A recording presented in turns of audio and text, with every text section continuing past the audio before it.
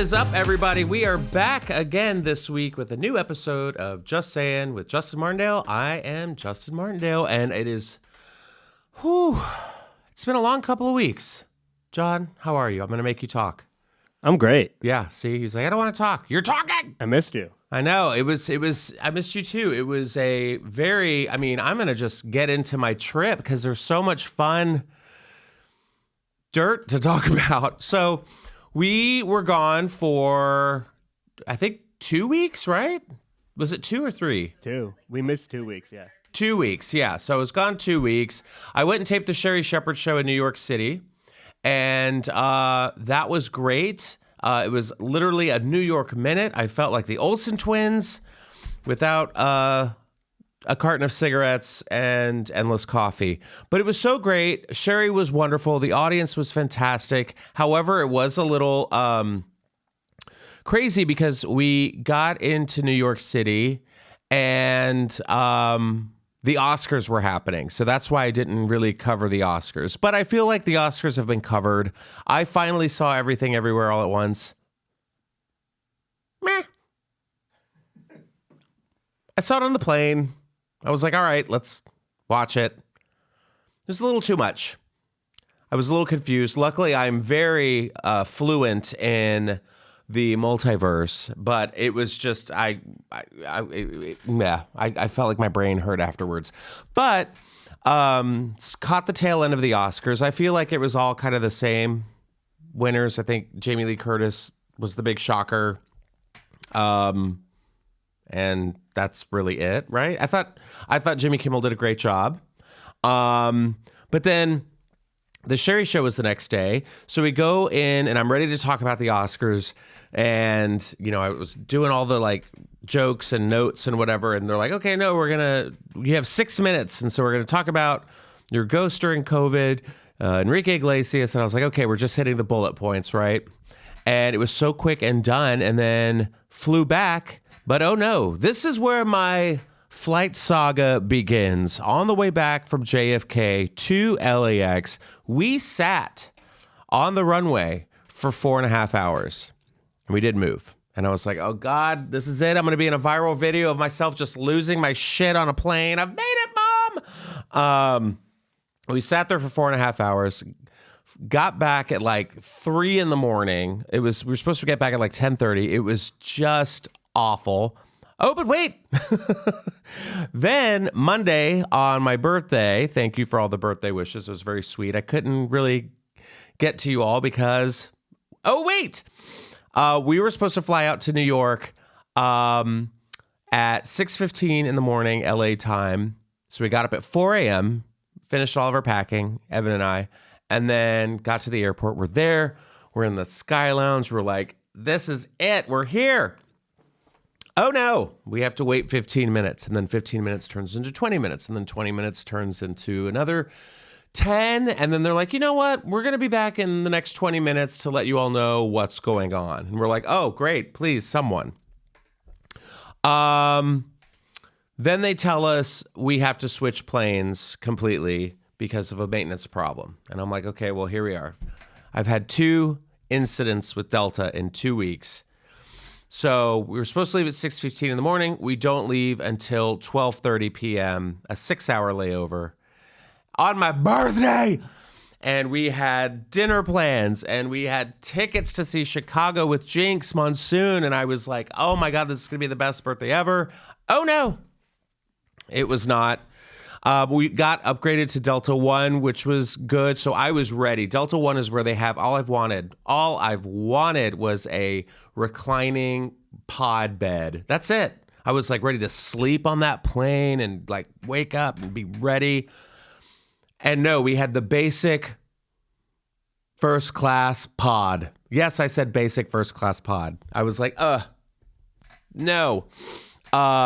And of course, everybody on the plane is pissed off because we've all been delayed. People are like, my connection's been missed to Rome.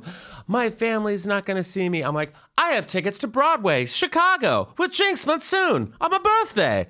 Does no one care? And no one did. So we got to the hotel about 10:30, got a bottle of Justin wine because Evan gets it, and had some like Mediterranean food, whatever. It was fine. I was bummed, yes, but you know what? I'm still here. That's all that matters. And then Wednesday, we had our show. Mateo Lane and I did the Bell House Theater in New York City, actually Brooklyn, which was great. And you and I had a day, let me tell you, because I get a call around like 4 o'clock from Mateo, and he's like, "Who's hosting the show?" And I'm like, "No one." He's like, "What do you mean? You have to have a host." And I'm like, "All right, New York, we get it. Calm down. Theatrics, drama, right?" And I'm like, "No, in LA, we just tag team. We just get up, do a set, bring up the next person, then we'll do like a Q&A. And he's like, "That's not how we run things in New York City." I'm like, "Sorry, Mateo." So I'm scrambling. I'm like, "Oh shit, I got to get a host." So I'm calling up people. I'm calling up like Josh Martin, Josh Adam Myers, who has just given up on me completely, responding to any text message or of the like. So, okay. And yeah, I'm just not hearing back from people. And I'm calling John from Brooklyn. I'm like, "You're from New York, help me." And he's like, I got it. I'll get you going. So I got this guy, Jared Waters, who is so good. Thank you for being there, because honestly, it did make a difference, because they started the show, like there's pre-show music. They're like, "What do you want to play for the pre-show?" And I'm like, Dua Lipa radio. Call me old fashioned. And so everyone's having a good time. People are filing in. And then all of a sudden the music stops and the lights go down and it's silent. And there's no like, "Hey guys, welcome to the show." Da, da, da, da. It's just, and thank God he was there, because Jared goes up to the stage and he's like, "What's up, everybody?" And Mateo's like, That is why you have a host. And I'm like, okay, fair enough. He ended up doing about like 20 minutes. I ended up doing like 45 to an hour. It was great. It was awesome. And then, after New York, we went to Baltimore. We took a train. Mind you, I have to go back to our first class when we eventually got on the flight to New York. We're sitting in our seats and a sassy flight attendant comes over, and he was gay clearly, but he was like, he had the mustache and like the bubble butt. And I'm like, "You have a dark side. I can tell. Like, I can tell you've got like a leather harness under your like Delta uniform. Like, I know my people." And he was like, "Can I get you something to drink?" And I was like, "Yeah, can I get like a glass of Sauvignon Blanc?" And he's like, "Girl." I was like, he girled me. He's like, "Girl, no." He's like, "All we have is Chardonnay." I'm like, what is this hell that I am on? So took a train to Baltimore, had a great time in Baltimore, had some amazing oysters. After Baltimore, we went to Atlanta to surprise my boyfriend's parents for their 40th wedding anniversary. Had the best steak dinner at a place called Ray's in Atlanta, which was delicious. And then I did a pop-in Atlanta at the Punchline with Marilyn Rice Cub. So I saw Marilyn Rice Cub, who just got back from Australia. She's like exhausted. And we walked in, and she's like, "I'm so glad you're here." And I'm like, "We're gonna have a good time." And yeah, it was really weird. It was just like a quick like in and out, and like I had some juicy scoopers there who were like, "Why didn't you tell us you were coming?" I was like, "Because it's called a pop-in. It's a surprise." And then yeah, flew back, and here we are. We did it. So yes, thank you again for everyone who came out to my shows. Last night we went out to dinner with our friend Blake. We went to this place called Zinke on Melrose, and it's really funny. It just made me think like customer service. Because here's what happened in customer service. I had a problem. I left my earbuds in Atlanta at a hotel we were at. And before we flew back from Atlanta, I was like, "Evan, get my earbuds out of your bag." And he's like, "They're not here." And I'm like, "What?" So I did the find my earbuds app, and it's like, "Oh yeah, they're at the hotel." And I'm like, "Okay, they're at the hotel. I'll just have them ship them back when we get it." So I call the hotel yesterday, and I'm like, "They're still there. I still see them. They haven't moved." And this woman picks up, and she's like, "What room is it?" I'm like, 425. And she's like, "Yeah, they're not there." And I'm like, "They're there. I'm looking on my phone. They're there." She's like, "No, they're not. And I'm like, well, can you like go see if it's like, if they're outside, I can tell you where we parked. She's like, well, if they're in the parking lot, they're off property. No, they're not. They're there. So I'm like, what am I supposed to just like leave them there? Just abandon my children? So she's like, sorry.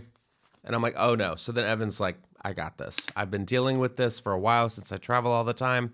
Calls up around like 4 o'clock. He's like, yeah, I think there's some earbuds here. He's like, oh yeah, I found them. They were right by the door. And he's like, yeah, thank you so much. He's like, well, yeah, at our hotel, we like to treat our guests like family. And I'm like, really? Because Tessa did not at the Burgess Hotel. Great hotel. But I was like, really? Like, come on. Like, so anyways, we're good. Got the earbuds coming. Hopefully, fingers crossed. Oh, and I'm an uncle. Yay. I'm an uncle. My sister-in-law had her baby March 24th, so it was not on my birthday, thank God. But yeah, we got the call. We're very excited. We have baby Samuel. He looks adorable. Like all of us are just like, this is the cutest baby we've ever seen in our life.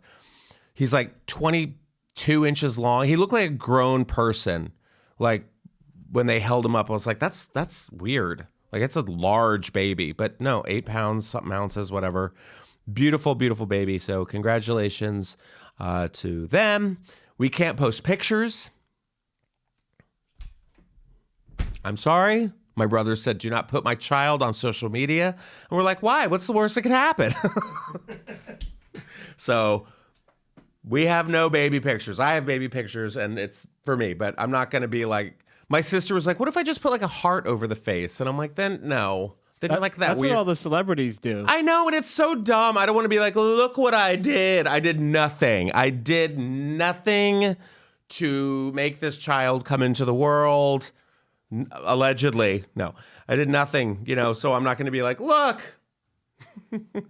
I have a new family member. Yeah, I'm not going to get like all the praise for it. I didn't do it. So whatever. But yeah, his name is Samuel. He's adorable. I'm very excited. Some people say he has a resemblance, a likeness to me. I'm like, style the baby's hair and then get back to me. But we're going to get into some topics for you guys this week. There's a lot of tragedy, obviously, and by that I mean Tennessee. So my thoughts really go out to Tennessee. I have family that lives in Tennessee. My sister is a teacher in Tennessee. My cousin is a teacher in Tennessee. And we have, that news of that horrible shooting again in Tennessee. And this time, I think it was like 3 9-year-olds and, some teachers. And it's just awful. And I checked in with my cousin today and she's like, it's just so weird, because we just have to go back to work like nothing happened. And, yeah, it's just a hard time in America. So I was trying to find some stories that we could kind of laugh about because this is what I want to do is just entertain you guys on your morning commutes, traveling, whatever. We just have an uplifting podcast. But yeah, seriously, Tennessee, get your goddamn shit together. Jesus. Drag queens are clearly not the problem. And I have a little bit more on that later in the podcast. But let's get into someone that no one cares about, Grimes. Grimes, who was married to Elon Musk, had a baby with him.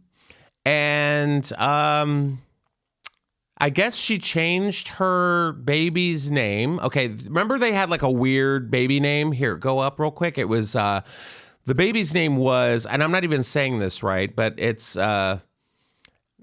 Nay Exa Dark Side Rael Musk. Sure. I'm not even saying that right. It's like it's like some weird Lord of the Rings elven language, I'm sure. But she's changed the baby to Y. Or Y?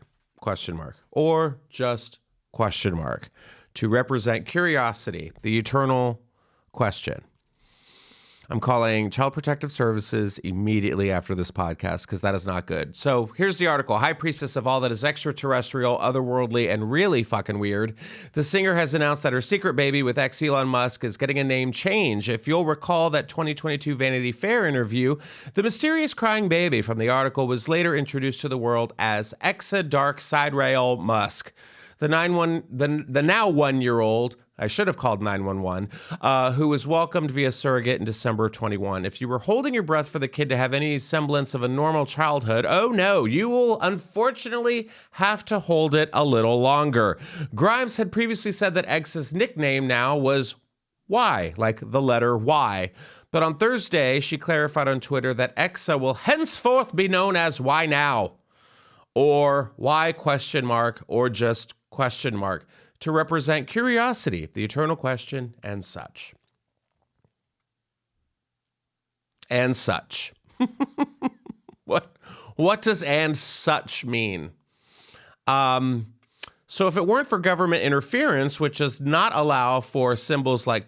in legal names for probably good reasons, it seems Grimes might have put to use an entire keyboard of symbolic baby names that no one knows how to pronounce, famously. Grimes and Musk named their son XAEA12. God.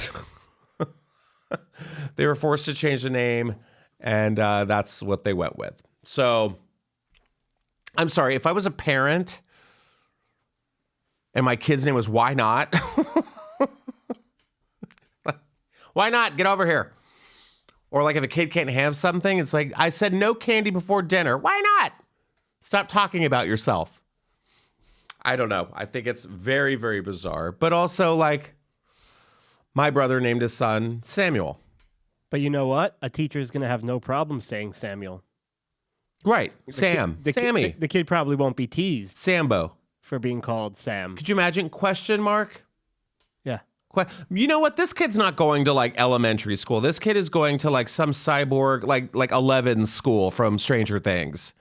But even there, they're going to put him in the lockers with that name. Probably so. Hey, Y, get over here. What's the Y stand for? Why? Because I want to know. Why? Because I asked you a question. Why? Because I can do that. I'm a person, and that's called conversation. Why? I don't know. I don't make the rules. Like, it's just the who's on first of baby names. Well, this was a story that came out, sort of. But while I was on hiatus, I had to talk about this because I just think it's kind of like weird and hot, straight and gay, and a fun mesh pot of sorts. So Dipole, I don't know if you guys heard, recently said that he is sure that he's gotten oral sex from a guy, and clarifies that he's not gay. Why? Why stay out of this? This is a grown-up conversation. Why? It just is. Back. Go play with your robot dog that has that's trained for battle, apparently. So Diplo does not want to define his sexuality, but he says he's not gay. Okay, sure, Jan. The DJ told Emily Ratajkowski, who is boning every guy in Hollywood right now, in Tuesday's episode of her High Low podcast, that he isn't aroused by men that much, though he noted, I'm sure I've gotten a beej from a guy before. For sure. 100%, yeah. The model, Emily, sure, then asked Diplo whether he had a specific memory to which he played coy. What is this? It's like, I think I've gotten a blowjob from a guy. I'm pretty sure. How sure would you say? Like, what's the percentage? 100%. Yeah, this is called straight baiting, gay baiting. It's a straight person gay baiting for followers. Got it. Yes, that's what it is. Because, I mean, he's a good-looking guy. He's got hit songs like... Sure. And... Why? That's a nursery rhyme for Grimes's kid. Is it one of those things where you get to like hashtag LGBTQ? And yes. Like that? Okay, got it. Yeah. All right, that checks out. But it's also him being like an ally. Being like... But also, like, do you not, like, what's wrong? Like, you can't look down and be like, Frank, you know, like. But that's like saying, oh, I have a black friend. Like, oh, you got a blowjob from a gay guy. Okay, awesome. Yeah. I got a blowjob from, I think it was a gay guy. If there is a man down there, you're gay. It's one thing to like experiment in college, but when you're a 44-year-old grown man who's very successful in the music industry, you know what's up. So he says, I've gotten a lot of BJs, but I don't know. Is that weird? I'm saying BJs. Can I say blowjobs? I'll say blowjobs. You know, I just feel like there's like moms and listening, and I'm just like, a beach. You know, they know what it is. Call them blowies. That's what I call. I've gotten a lot of blowies, but I don't know, he says. I mean, getting a blowjob is not that gay, I think. She says, I don't know. You tell me. He says, when the music producer asked what they had been speaking about before the subject of his sexuality, the My Body author deadpanned Bill Clinton. What? Okay, now he wants to be a comedian. Okay. Emily Ratajkowski was the first to bring up Diplo's sexual orientation early in the episode. We should talk about what you said to me last night, which is that you're a little gay. She recounted. You want me to cut right into that, he asked? I was really into the social media questions. Well, I mean, look at him. Oh, look, your penis is the Washington Monument. Oh, Diplo. A Diplo job. That's what he wants. I mean, look at it. He's like thirst trapping. Diplo's gay. I'm sorry. This is dumb. But did the music out him? Huh? Did she out him? No. I think here's the thing with straight guys. I don't know if you know this or not, but I don't. Straight guys love being like, if I've had this happen tons of times. If I was gay, I'd totally fuck you. Oh, would you? Would you please, Daddy? Tell me more about it. Oh, you would. Great. And that's when I look at them and say, I'm sorry, but you're a 4. You're a 4 when you're straight, and you're 4 when you're gay. Sorry. I'd totally bone you if I was gay. Okay, you saying that, gay. I'm not going up to like straight guys and be like, if I was straight, I'd totally have a beer with you. Yeah, you want to go get beers, bro? Yeah. Hey, let's get drunk and play I've never done this before. Oh man, this is so weird. I'm touching your dick. Get out of here. So as the conversation went on, they talked about TikTok and Instagram like adults do.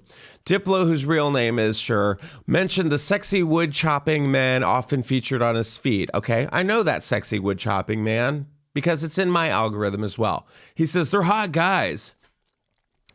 He says, they're hot guys. I don't know if that's going to be the thing that's going to send me over to the gay side totally, he joked, asking whether TikTok tells you that you're gay. Emily Ratajkowski confirmed, saying, I was on lesbian TikTok for a while and it was like, okay, insightful. Oh, shut up. Shut up, Emily. God, we need to say shut up, Emily, a lot more in this world. I watched lesbian TikTok. Girl, go make out with some other famous person. I mean, that's all she's doing these days. So this was just two gross people having this conversation, talking about gay baiting. She then went on to say, you should be happy. I could just be talking to you only about your relationships to women. I like that you're a little flexible. Diplo then clarified that he doesn't want to define that he's gay. He says he thinks the best answer I have is I'm not gay. There are a couple guys I could date life partner wise. That sounds gay? It sounds gay. Okay. Like, how sad is this? If Diplo came out as gay, people would be like, all right. I mean, look at him. He looks like a Swedish, like, gay traveler. Right? He looks like one of those Euro gays. He's also now saying that he's more of a vibe guy over gender. Okay. The temperature of our culture has changed with men being more fluid. He explained, when I was young, you had gay kids at school and gay cousins or whatever, but it was different than it is now. I thought it was like weird to be gay. Okay, so now there's a stigma to it. Got it. I mean, it's pretty simple. Like, you're either gay or you're not. Whether you come out as your own business. Yeah, but who cares? You know inside you're either gay or you're not. That's just so weird. It's so bizarre what he's doing. That's like if Joe Rogan was like, well, I'm not gay. And you're like, what? Like if any like straight male comic was like, well, I'm not gay. I'd be like, no. That's a Hinchcliffe answer. A what? A Tony Hinchcliffe answer. Well, you said that, not me. But I mean, like, I think it's just. And he also used to date Katy Perry, gay. You know, it's like, I mean, I think I've had some blowjobs from guys before. What? What do you mean you think? Were you blindfolded? Like, and who dances to Diplo music? Gays, I'm sure. Circuit party queens, you know? So he also has sons. I don't know if he's still married or no, but he's been questioned about his sexuality before. Can you pull up, because this is what I found interesting, because people were like, I know who Diplo hooked up with. Pull up Diplo and Orville Peck. Orville.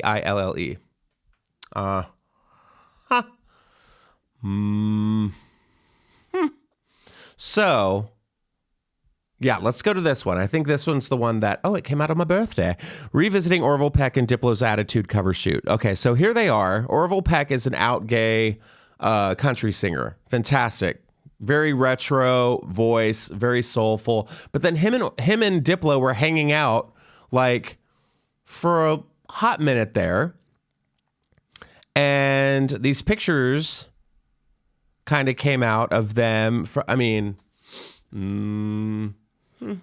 A strange bromance. And they're both like very retro. Orville has his classic like face covering on. No one knows what he looks like unless you eat at Pump. But yeah, he has here. Let's see if there are any more pictures. Okay, there he is. Very straight. I mean, there's Orville.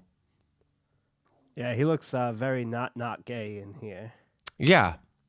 Is that all the pictures? And then we've got yeah, so apparently this was called into question. They were like, "Oh, really? I thought you were friends with Orville Peck." And he's like, I think I've had a blowjob from a guy before. I mean, what is this? Are we just getting ready for our Brokeback Mountain like what are they called? Your what? Oh no, my brain's hurting. They're getting ready to like say their vows to one another. Here they are doing "Stop in the Name of Love" by the Supremes. This is a lot. I mean, well, An Attitude is also a gay magazine. No, but I mean, like the guy with the mask just looks like Diplo. Like looks like the pop. Yes, boyfriend brothers. Yeah, you know when they look alike. Yeah, like the parts of the face that you could see, but he has pigtails here, so obviously it's yeah. But I do love Orville Peck. But now I want to know, like, if I ever meet Orville Peck, I'm like, did you suck Diplo's dick? But I can't lead with that. I have to say like, hi, my name's Justin. How are you? No, I think you can lead with that. I feel like you can. Tell us about it quick. So if you're gay, go for it. I'm happy for you. We need another ally, especially in pop music. I think it would be fantastic. But the whole gay baiting thing, I hate it. I hate the whole like guys on TikTok who are like, smash or pass. Would you smash or pass me? I'm like, get out of here. Who are you? And like the guys who are like with their hands rubbing together and like, gross. All right. Let's talk about some more controversy because we're just banning shit now because that's where we are. We're just bored and we're banning shit. Everything is triggering. Everything, everywhere, all at once is terrible. Our nation appears to be suffering from an acute art attack. So this came from an article called at Jezebel.com, which I'm kind of excited about. So This says a Dolly Parton song and Michelangelo's David are now in the crosshairs of conservative schools. Ooh, too soon. So here's something that now we are trying to make appropriate to teach children. We're trying to tell children what's good and what's not in school settings. And especially immediately what comes to mind for me is a Dolly Parton song because, children, they're sensitive. We can't have them listening to Dolly Parton music because then what's next? They bathe in blood or they eat hamster heads out of their school hamster cage. After a Florida school threw a fit. All right, well, Florida, here we go. After a Florida school threw a fit last week over Michelangelo's classic nude sculpture, David, being shown to a 6th grade class, a school board in Waukesha, Wisconsin, has banned a 1st grade class from singing Dolly Parton and Miley Cyrus's song, Rainbow Land, because it's too, quote, controversial.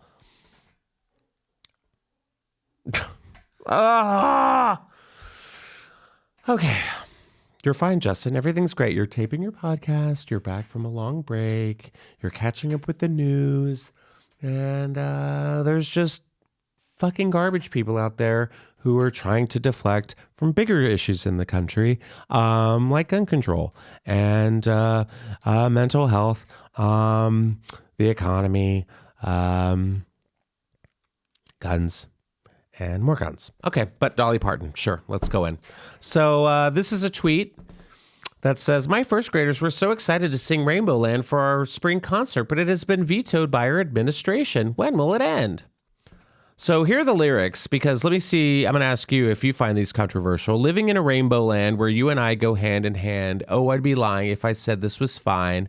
All the hurt and the hate going on here. We are rainbows, me and you, every color, every hue. Let's shine on through. Together we can start living in a rainbow land. Living in a rainbow land, the skies are blue and things are grand. Wouldn't it be nice to live in paradise where we're free to be exactly who we are? Let's all dig down deep inside, brush the judgment and fear aside, make wrong things right, and end the fight, because I promise ain't nobody gonna win. Come on. I don't know. Sounds very controversial to me. Yeah, I don't like inclusion. God. Or telling people it's okay to be themselves. That's what's crazy to me. Like, the guns aside, if they're talking about not getting rid of guns and keeping everybody gets a gun, teachers get a gun, you get a gun, Yeah. maybe The guy who bags your groceries gets a gun now. everyone gets a gun. Yeah. Why not take the preventative measure of not letting these kids live with like hating themselves and wanting to kill other people? Like, this is the time where you can fix their brains to realize they're okay as they are. Mm-hmm. Like, no, we don't want to do that either. We want to fuck them up, give them guns. It sounds gay. Yeah. So are we going to take away the Rainbow Connection by the Muppets? Is that controversial? That has to go. The Care Bears got to go. Captain Planet got to go. Captain Planet has to go. He's in a Speedo and he's silver and he's only conjured by rings. Yeah. Muppets have to go because they all have hands up their asses. Anything with a we're going to ban rainbows. Actually, when they appear in the sky, we're going to go up there with our jets and we're going to blast them out of the sky, much like we do with guns and hurricanes to stop them. Yep. Fuck off, God! It's so stupid. So this woman, a 1st grade teacher at Higher Elementary, was surprised to learn that the administration at her school vetoed her choice of song for the spring concert. She tweeted, that was her, that her students had been really excited to cover the duet between Miley and her godmother, the Queen of Country, who, by the way, has donated millions and millions of dollars to literacy and books to help children read. And these fuckers are like, hey, let's take away their books. Okay. The lyrics, which feel fully age appropriate, are as follows. I read them to you earlier. So the school board's president released a statement to Vice that claimed the song could be deemed controversial.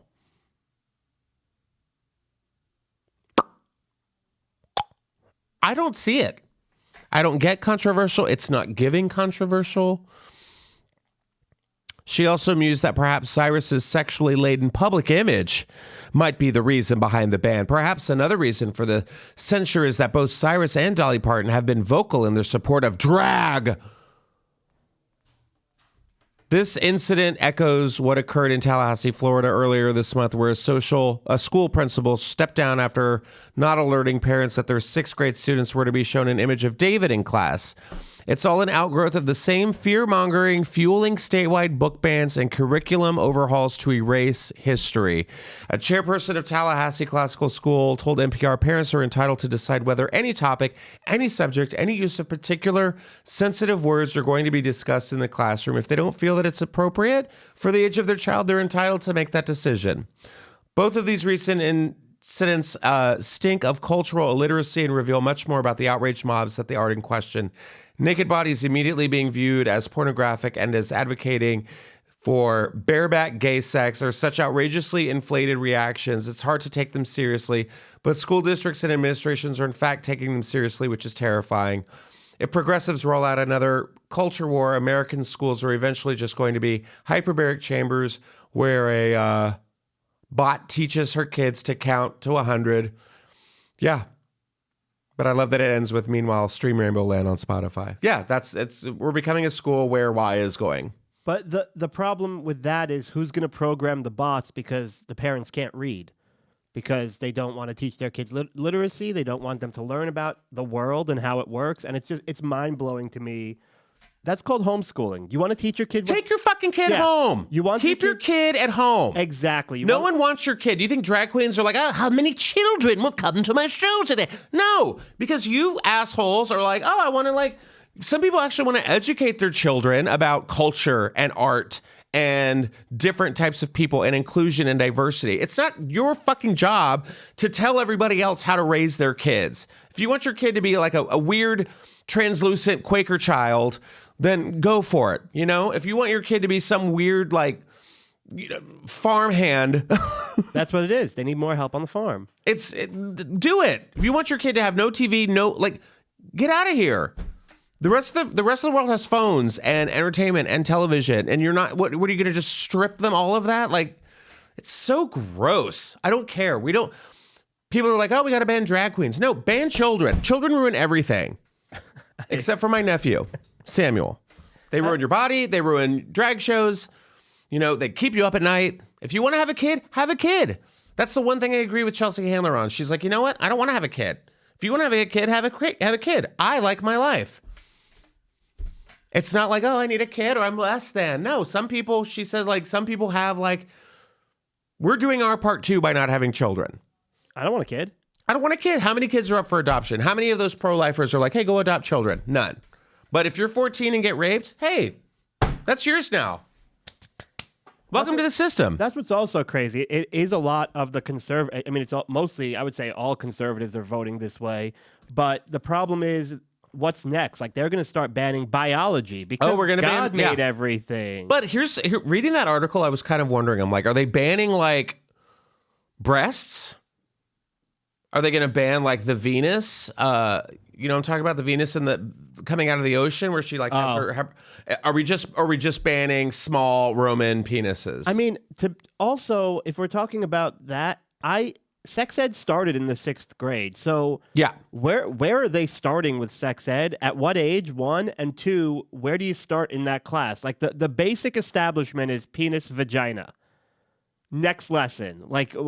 It's ridiculous to me. I mean, it's all so stupid. It's we're gonna ban art. We're gonna ban culture. Assault rifles. We'll keep them. But, a man in high heels doing his job, I don't know. That seems a little threatening to me. Meanwhile, how many of these articles did I see over the week? Youth pastor accused of sexual assault. Another youth pastor of sexual assault. Youth pastor. I don't know. If you want to ban assault rifles, why don't we paint them rainbow colored? No, I don't want a rainbow color. They'll ban them real quick. Ugh, exactly. And it's just breaks my heart. So here's what I'm doing. Me and a bunch of RuPaul's Drag Race winners and other icons. I love that I'm in this group. We are uniting for a telethon combating anti-drag politics. So this was from Entertainment Weekly. I was very excited to get this article. RuPaul's Drag Race winners and queer icons are teaming up to make a high-heeled stand against anti-drag politics with their high-profile telethon amid a rise in the U.S. state legislation that limits drag as well as gender-affirming healthcare for transgender children. Entertainment Weekly can reveal that drag management firm Producer Entertainment Group, also my management, has partnered with GLAAD, Queerty, parent company Q Digital, OUTTV, Obsessed, Trixie Cosmetics, Sir Vodka, and Headcount.org to launch the Drag Isn't Dangerous campaign, including a one-night-only streaming telethon that will divide proceeds among charities that support LGBTQ causes and drag performers in need, featuring a wealth of talent, none of whom are taking a fee for the event. Oh, well, now they tell me. Just kidding. From numerous RuPaul Drag Race winners to community staples, the Drag Isn't Dangerous telethon will include a mix of live and pre-taped sets, as well as testimonials from LGBTQ people, as well as straight celebrity allies. And it's going to be really fun. If you can go down a little more here. Yeah. So far, the celebrities announced as taking part of the event include Alaska, BB Sahara Benet, Bob the Drag Queen, Brandon Stansel, Darian Lake, Desmond is Amazing, Davina DeCampo, Eureka, Frankie Grande, Ginger Minge, Jackie Beat, Jiggly Caliente, Jinx Monsoon, Juju B, Justin Martindale, Katya, Carrie Colby, Manila Luzon, Ms. Cracker, Monet Exchange, Nina West, Peppermint, Selena S. Titties, Sherry Vine, Trinity the Tuck, and Trixie Mattel. So Trixie says, I love her. She says, the only place where men dress as sexualized children is church. The most traumatizing thing about drag isn't harming kids. It's getting sent home first on Drag Race, but I can't relate, said Bob. That was really funny. So yeah, this is all just, it's just targeting a community of people when the real issues are being ignored. And it's something that I feel very passionate about. I feel like I've been very passionate so far in this podcast, and I didn't want to get political. But you know what? When you start fucking with me and my community, I'm going to get a little upset. So, you know what? And these guys get away with sex scandals all the time and paying off abortions and shit. And then they're like, oh, no, these are the real monsters, you know, this man in a wig. Meanwhile, one of them, I think it was like the governor of Tennessee was like in a dress in 1977 in like a yearbook picture. He's like, I don't want to talk about that. That was different times. Oh, okay. So tune into that May 7th. I believe it's going to be on Moment, which is where my special came out. Again, thanks to everybody who listened and watched. It's now available on OUTTV. So you can watch that on OUTTV. Go to the app, download it, all that jazz. It's fun. But here's something. I'm going to change it up. Got to cool off. Whew. And you know what helps me cool off? A nice vagina scented candle. And you know who has one of those? Gwyneth Paltrow. It is the trial of the century. I'm sorry, Johnny Depp and Amber Heard. You had your moment. But now we are talking about Gwyneth Paltrow and the ski vacation from hell. Have you heard anything about this, John? I have, and it's fantastic. It's brilliant. This is a parody, if I've ever heard of like this. If this isn't turned into I think, didn't they make a Johnny Depp movie with Amber Heard?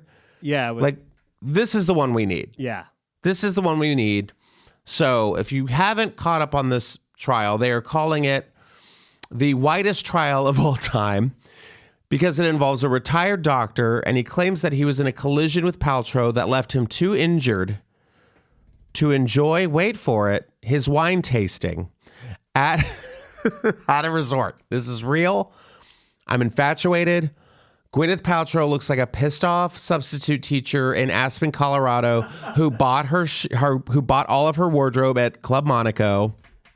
So let's break it down. Terry Sanderson, a 76-year-old retired optometrist, you heard it, retired optometrist, alleges that the Goop founder and CEO and Academy Award winner crashed into him while skiing at the ultra exclusive Deer Valley Resort 7 years ago.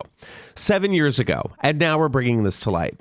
The collision, he says, culminated in severe injuries, including brain trauma and broken ribs that have since damaged his quality of life. Unfortunately, anyone paying attention to what's been dubbed the widest trial of all time has likely been just a little distracted by certain absurdities that include green juice, cashmere sweaters, and claims of being left, quote, no longer charming and unable to enjoy wine tastings. The proceedings officially began in Park City, Utah on Tuesday and stem from a 2019 lawsuit filed by Sanderson against Paltrow for $3.1 million. Again, 7 years ago, this incident took place. He claims in court filings that she exhibited, quote, negligence by plowing into him. Careful, don't say that in Tennessee. Knocking him down hard, knocking him out while skiing with her family in 2016. Sanderson later changed the damages sought to a more conservative $300,000. 1 month after he filed the suit, Paltrow countersued Sanderson for a symbolic $1. Remember? It was like a Taylor Swift reference. So asserting that he was the only one who'd crashed into her and was exploiting her fame and celebrity to get her to pay him millions. Now, this goes on. The attorneys for Sanderson have called on medical professionals and asserted that their client has suffered in a myriad of ways, cognitively, behaviorally, and interpersonally since the collision. Before the crash, Terry Sanderson was a charming, outgoing, gregarious person. One of his attorneys, Lawrence D. Bueller,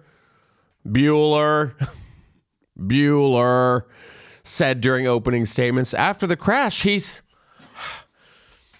no longer charming. We can't stand the guy. Ever since the skiing accident, he just turned into an asshole. We don't like him. I mean, we'll talk to him, but we don't like him. On Wednesday, radiologist Wendell Gibby, which also sounds like a Hogwarts banker, testified that Sanderson showed the typical hallmarks of a brain injury consistent with being crashed into, and apparently that includes a hindered ability to taste wine. God, just end it. Among other more grave conditions. There's nothing more grave than unable to taste wine. If I don't get the notes of black cherry, currant, leather, tobacco in my wonderfully aged 2018 Pinot Noir from Paso Robles, just throw me in the ocean. There's nothing more grave than being unable to taste wine. Terry had been a high-functioning, active person, Gibby testified. Every day he was doing lots of things, meeting groups, wine tasting, skiing, volunteering. I'm sorry. Okay. I thought it said every morning. I was like, he's tasting wine in the morning? That's a problem. But now, ever since the accident, he's a dick. No one likes him. After the accident, he deteriorated abruptly, and many of the activities he loved to do, he stopped doing. Now you might guffaw at the accusation, but if a woman who just equated bone broth with soup and peddles jade vagina eggs robbed me of my palate for Carlo Rossi, I too might take legal action. So she's less then because she has jade vagina eggs.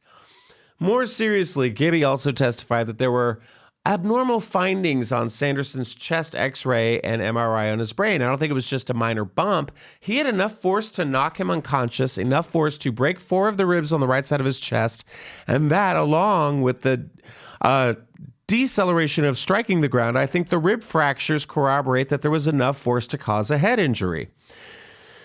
Oh, based upon the pattern of injuries here, he was struck from the left side. It forced him to the ground. He has a history of neurological problems and has become obsessed with his case against Paltrow. Per emails following the collision, Sanderson allegedly boasted to his daughter that he was, quote, famous. So, meanwhile, a woefully uninterested Paltrow. Gwyneth is like taking this, like she is giving you coastal grandma. She's just there to be like, really, bitch? Like she's sitting there just like this, like just middle fingers up in the air. It's kind of amazing. She's just sitting there drinking her juice, her green juice, texting in court. She also brought baked goods for the bailiffs that they were like, no. And the best thing that's kind of amazing is the defense attorney who's fangirling so hard on Gwyneth Paltrow. She's like, how tall are you? And she's like, me? She's like, yeah. I'm almost 5'10". She's like, wow, it's really tall. I'm only like 5'6" in these heels. I couldn't even imagine being that tall. And so going back to the $1 that Gwyneth is seeking in damages because she's like, this is bullshit. I'll give you $1, you piece of shit. Do you think Gwyneth Paltrow is like a linebacker? No, she's made of bone broth. Like she didn't even have bones. It's just broth. Wait, so what do you think really happened? Like, how do you think it went down? They crashed into each other on the slopes, and that was it. It wasn't like Gwyneth Paltrow's like, oh, look at this fucking retired optometrist. I'm going to take him down and ruin him. Like, no, she doesn't give a shit about you. Nobody does. I'm going to guess he was at fault. He was drunk on wine, and he swerved into the Gwyneth Paltrow hill. She definitely has her own place that she could ski by herself. Yeah. Yeah, you fell down Goop Mountain, you know? That's your doing. You know what? When you fall down Goop Mountain, it stays on Goop Mountain, okay? But he's like making this thing. Now he's telling his daughter, I'm like, I'm famous. But the fangirl attorney is just so funny because she went back with that whole Taylor Swift rebuttal and was like, have you ever have you met Taylor Swift? Are you guys like friends? And Gwyneth's like, I mean, I've met her, but we're not like friends. She's like, huh? So you're not friends with her? No. Like, do I buy Christmas presents for her? No, I don't. Oh, wow, it's crazy because I would have thought you guys were friends. So let's see what else. Can I just say I told you during the Heather Morris thing, I did the Glee 3D movie, the concert movie, and I met Gwyneth Paltrow, and I will defend her to my death. Oh, for sure. She is the nicest, friendliest person. She's sometimes spacey. I know she didn't know which Marvel movie she was in when she was there. She didn't know she was Who does? There's 85 of them. She didn't know she was in one of them. But I will defend her to the death, and this guy should get thrown down Goop Mountain again. Oh, I think it's going to happen. He's like already like screamed. He's like, I heard a scream. But then Gwyneth was also like, it scared me because this guy came up from behind me and started like moaning and grunting. And she's like, I felt like it was like a sexual assault. And I'm like, I get that. But also like broad daylight sexual ski assault. Woo. It's a whole nother level. But whatever happens, we're going to find out. I don't think this guy is going to be invited to a wine club anytime soon. And I think he is. I think he's just like kind of going after Gwyneth Paltrow because he knows that he got into an accident with a celebrity. I mean, would you invite someone that lost their charm? No. He lost his charm. He's done. He lost his charm. He's not charming. No one likes him anymore. I also had a Gwyneth Paltrow encounter where I was at Connie and Ted's eating oysters on my birthday. Wow. I was on my birthday and I saw Gwyneth Paltrow. Didn't see Chicago, though, but I saw Gwyneth Paltrow on a birthday, and she was sitting right across from me, and she was having oysters, and I was like, oh, amazing. I'm sitting at like a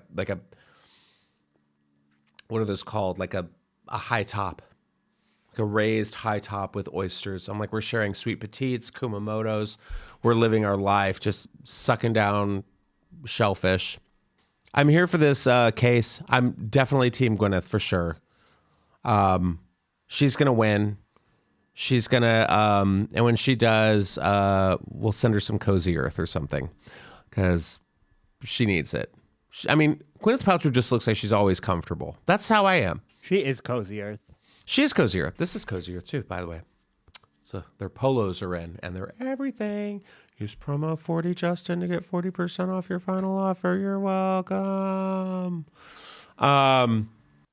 This next story somebody sent me, and I was completely baffled by it because I think I saw some of it like on social media or TikTok or whatever.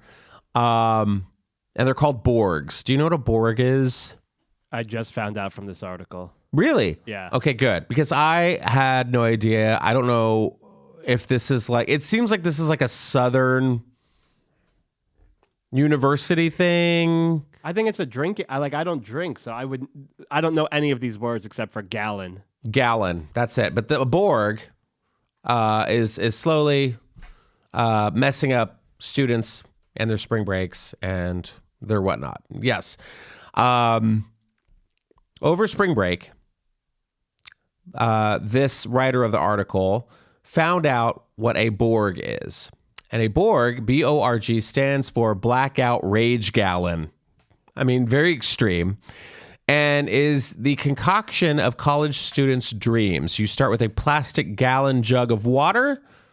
Okay, hold on. Let me put it into play. A plastic gallon jug of water and dump half of it out. Okay, so I got it in my head. You then fill it back up with some combinations of alcohol, flavoring, and electrolyte powder, like a liquid IV or caffeine. This combination dilutes the alcohol flavor while attempting to minimize the effects of hangovers. Okay. So while the contents of the Borg are important, drinkers will also name their Borg something relevant to the concoction. Well, I've never made a Borg, nor do I ever intend to. We like coming up with Borg names. Some of the highlights include Getty's Borg Address. That's funny.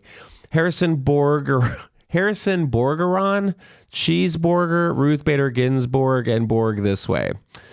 Start coming up with some names so you can, okay, this is just stupid. While I love the naming aspect of a Borg, please learn how to pace yourselves when drinking and proportion your drinks properly. I'm going to bet that most of the Borgs have way more alcohol in them than they should. Some people are drinking these things over the course of a night, but 20 shots is still 20 shots. That's dangerous.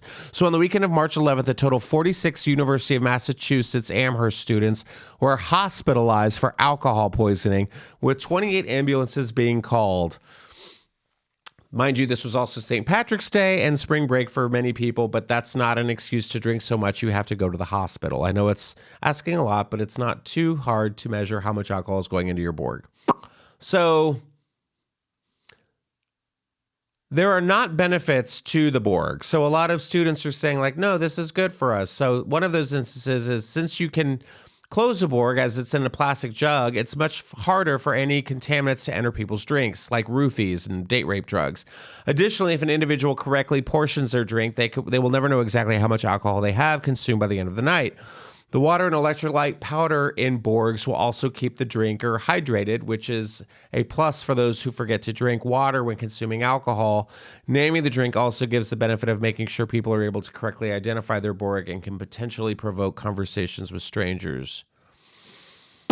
Mind you, those liquid IVs have a lot of sugar in them, and they are not going to hydrate you properly. So if you think you're going to put your liquid IV in a Borg and you're going to wake up like Snow White after a first true love's kiss, no, you're not. You're going to feel like shit because you have not only pickled your body completely, and this is coming from someone who has pickled their body numerous times. You are going to feel like shit, and you're also going to feel even worse because sugar gives you that hangover. There's no way to get over a hangover except by maybe taking an aspirin and hydrating. Water. Drink water. You're not going to, there's no like miracle cure or whatever. But I do want to name my Borg. I want to find, let's play with some Borg names.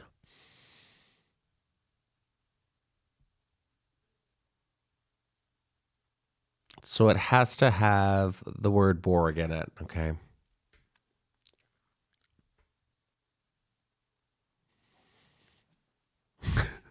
Do you have any? I'm trying to think of Borg. I mean, I don't drink, so mine would just be a jug of water that says Borged out of my face. Borged out of my face. That's good. I like that one. Yeah, it's just water. You're like, I'm just drinking water. You're like the dad at the Borg party. Borging. Your kids have fun. Yeah. Mine would be like, I do like Borg This Way. That's pretty funny. Like Borgs to Men. Or like Smorgasborg.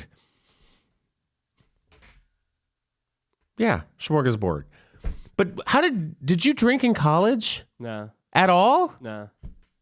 I mean, like here, we had Ryan's birthday in the kitchen. I took a shot with him. Like, I'll take a shot. I'll hate every You won't second take of it. 20 shots? No. What? What's wrong with No, you? I take one shot. I don't do the beer. I just don't like the taste of it. It's one of those things. I have portion control problems, so I'd be 900 pounds if I drank. Oh, yeah. I would be 900 pounds. Yeah. So that's one thing I don't have to worry about. I could be- probably lay off the burgers. Yeah. Ooh, bourbon will get you fat. No, the burgers. I eat like a ton of burgers. Oh. But isn't that, I read something that they were like, oh, if you eat Chipotle for a year, you lose. I'm like, shut up. Just do it the old fashioned way. Ozempic, right in the stomach. It just made me think of like parties. Like when I grew up, let's see, I grew up in Texas. So it was like we had trash can punch. Okay. Never heard of it? We called a girl that in college. Oh yeah, I call several girls by that name.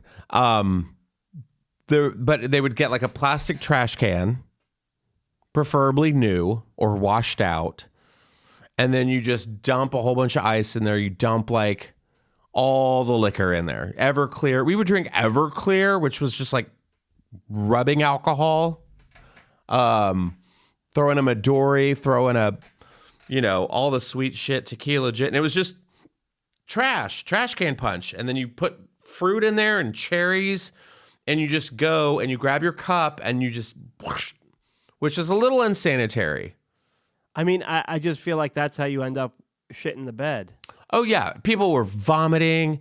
People were passed out in their own sticky.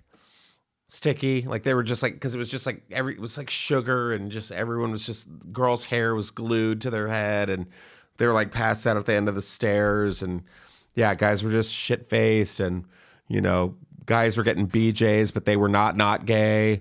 College was a different time. I'm a germaphobe, so there's no chance I see somebody's fingers dip into that. And I'm gonna drink that. That's what's so funny. But I think when you're an underage like college kid, you're just like, I gotta take it. Oh God.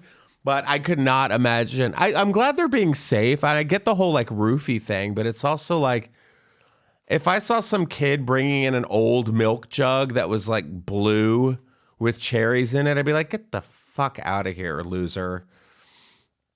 No, it's really lame. Because then you're going to drink too much, and then you're going to shit yourself. And you're probably going to do that when you're running a marathon. Which brings us to is this our last story? Sure is. Oh, that went by so fast. It's a good one. This is a good one. We had to give you guys this. So this woman, first of all, stay quiet. I don't know why she thought it was like her story to tell the world, but this woman, Tamara Torlikson, revealed that she once pooped her pants while running the Long Beach Mountains 2 Beach Marathon. The Long Beach Mountains 2 Beach Marathon. This marathon sounds broken. Long Beach Mountains 2 Beach Marathon. Just simplify. I think it's Long Beach Mountains to Beach Marathon. But they use the number 2 instead of TO because they're cool. Because they're from Long Beach. Yeah. Damn it. They win again. Long Beach, you're not cool. Stop it. Long Beach Mountains to Beach Marathon. That's what it is. You idiots don't even know how to use the number 2 correctly. And this poor woman shit herself at your stupid event. So she was running this marathon, but she still managed to achieve her best running time, even with full-grown woman dump down her leg. Torlikson, who was 31 years old at the time of the incident, said that her desire to compete in the 26-mile course came from her new mom energy, according to a Resurface Insider article that's going viral on Monday. The California native, damn it, said there was nothing unusual going on with her body that gave an indication she would soil herself. Well, training was going really well. I knew I was in a really good shape, she said, who had run the same distance 6 times before giving birth. On the day of the competition, however, which started in Ojai, and ended in West LA, she was determined to set a new personal record, as this was her first postpartum race. It wasn't until the 13th mile that Torlikson experienced the number 2 crisis. So that's when her body requested a spontaneous bathroom break despite the runner's desire to keep going. Oh my God, I can't wait. You know, I thought, I don't know if it's possible to poop while running, but I will try. Why do you have to try? Don't try it. You know what's going to happen. You've done this every day. I didn't want one poop to mess it all up. She's ambitious. Oh, dream big, honey. Torlakson was given her answer after she relieved herself in her shorts, built-in underwear. That's when she told Insider she just had to focus. It just come out, and I felt a lot better.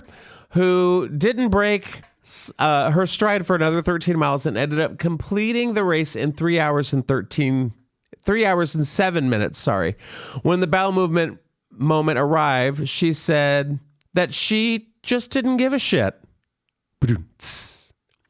If other runners saw what had happened.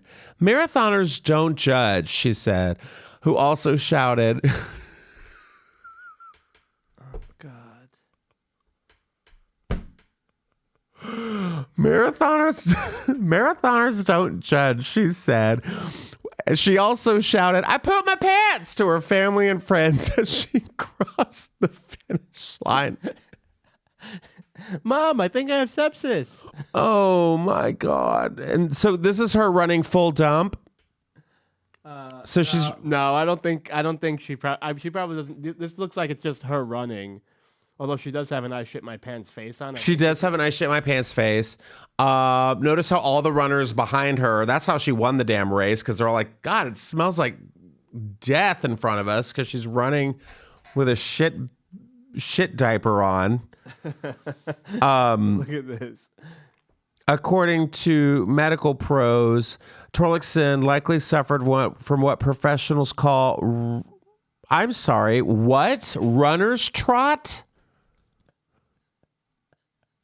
Runner's trot, which is apparently completely normal. Runner's trot. Oh, that's awful. Then she had to run to the medical tent. You probably had people that were like getting heat stroke and fell down and cut themselves, and then she's running in with shit in her pants. Oh God.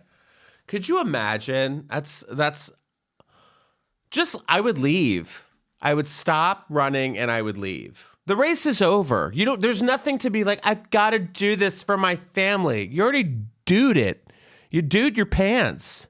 It's sick. Good time. Ugh. All right. Well, that's all we have time for today. We hope you had a great time listening to this week's episode. Remember to rate and review this episode. We love hearing you guys. We love seeing the comments.